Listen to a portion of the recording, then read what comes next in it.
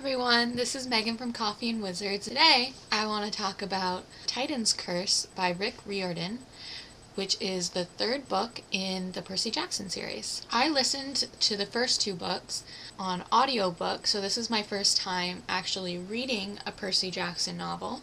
I prefer listening to the Percy Jackson series. I think it translates really well to a listening experience.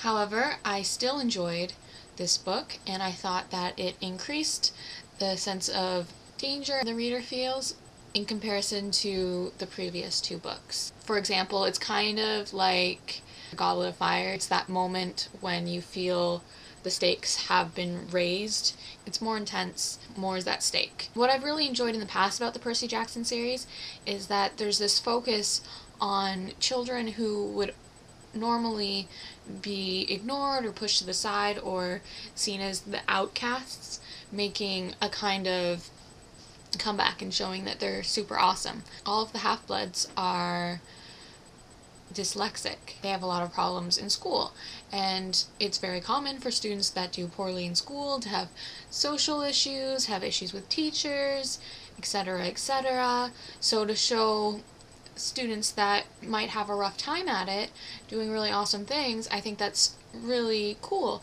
especially in a book, because maybe these students would be less likely to read normally. It's not emphasized so much in the third book, but I think by this point in the series the draw for action is a bit more important anyways. There is a lot of action in it. They continue on with the whole Greek myth thing. You get some new myths, you meet some new gods, they meet some cool new characters, including the Hunters of Artemis, who are awesome. I really enjoyed seeing the Hunters of Artemis. They're very pro-girl, which is good, but at the same time they're very anti-men, which is bad. I liked that it was an all-girl group and that it was led by Artemis, who is like Supergirl, and I liked that there was the emphasis on women being strong and everything, but it was very problematic just because the Hunters were shown as being very man-hating.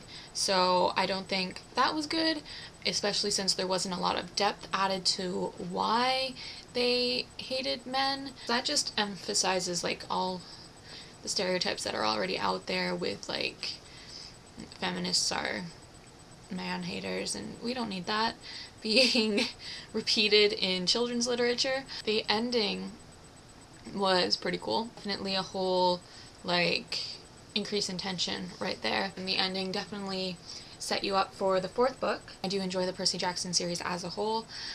I would recommend it to younger, reluctant readers, and I would recommend it to just readers in general who enjoy good stories. So thank you for listening. Don't forget to subscribe if you enjoyed this video and would like to hear more of my thoughts on books.